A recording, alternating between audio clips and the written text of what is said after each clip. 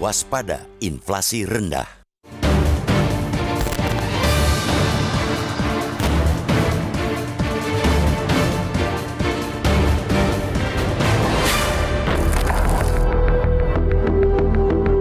Badan Pusat Statistik atau BPS melaporkan inflasi 2024 sebesar 1,57% secara tahunan year on year, menjadi yang terendah sejak 1958.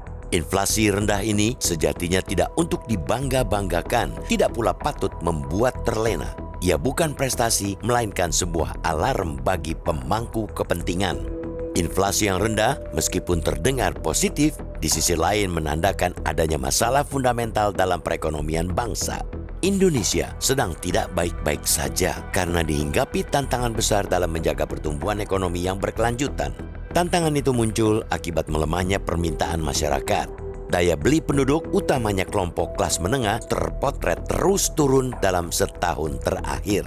Bahkan, konsumsi rumah tangga cenderung tumbuh di bawah 5%. Pada kuartal 1 2024, pertumbuhan konsumsi rumah tangga ialah 4,91%. Pada kuartal berikutnya, naik tipis 4,93% dan kembali turun ke 4,91% pada kuartal 3 2024. Ada banyak faktor yang membuat daya beli kelompok kelas menengah menjadi rendah. Mulai dari tidak adanya kenaikan pendapatan, besarnya beban utang, tingginya harga-harga kebutuhan pokok, hingga ketidakpastian arah kebijakan, khususnya dinamika rencana penaikan tarif pajak pertambahan nilai atau PPN menjadi 12%. Untungnya, PPN 12% hanya diterapkan untuk barang mewah. Kondisi tersebut di atas tentu harus mendapat perhatian besar lantaran jumlah kelas menengah dan menuju kelas menengah pada 2024 ialah 66,35% dari total populasi Indonesia. Amatlah berbahaya ketika lebih dari separuh masyarakat mengalami kesulitan ekonomi. Sektor-sektor ekonomi yang bergantung pada konsumsi domestik akan kesulitan untuk berkembang. Oleh karena itu, diperlukan kebijakan ekonomi yang lebih proaktif untuk merangsang konsumsi dan menjaga daya beli masyarakat. Publik tentu mengapresiasi kerja keras Bank Indonesia, pemerintah, dan semua pihak terkait. Bank Sentral misalnya mengklaim inflasi inti terjaga rendah sebagai buah konsistensi kebijakan moneter serta eratnya sinergi pengendalian inflasi antara BI dan pemerintah baik pusat maupun daerah.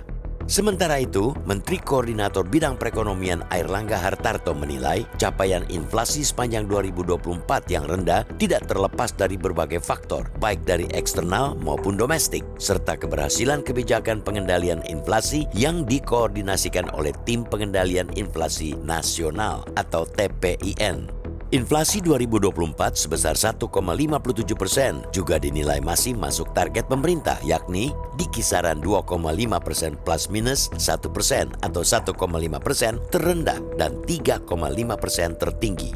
Salah satu faktor yang menyebabkan inflasi 2024 terbilang rendah ialah harga pangan yang sempat melonjak pada 2022-2023 cenderung melandai tahun lalu. Kestabilan harga pangan ini mengurangi tekanan terhadap anggaran rumah tangga yang sebelumnya tertekan akibat mahalnya harga bahan makanan.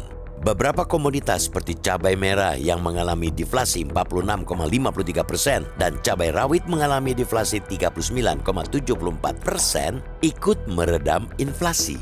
Begitu pula dengan bensin juga turut mengalami deflasi sebesar 1,86% dan tarif angkutan udara yang mengalami deflasi 7,26%. Berbagai upaya yang dilakukan BI dan pemerintah tentu tidak boleh dikesampingkan, apalagi terjadi stabilitas harga secara keseluruhan. Namun, publik sekali lagi mendesak agar persoalan mendasar yaitu perbaikan daya beli masyarakat, khususnya kelompok menengah, jangan sampai dilupakan. Apalagi BPS melihat adanya potensi pelemahan daya beli akan berlanjut pada 2025 jika pemerintah belum mampu mendorong konsumsi rumah tangga untuk kelas menengah ke bawah. Maka tidak perlu membanggakan inflasi rendah. Jangan silau oleh sesuatu yang serba terlalu. Terlalu tinggi, buruk. Terlalu rendah juga bisa bermasalah. Maka jangan lengah, waspadalah.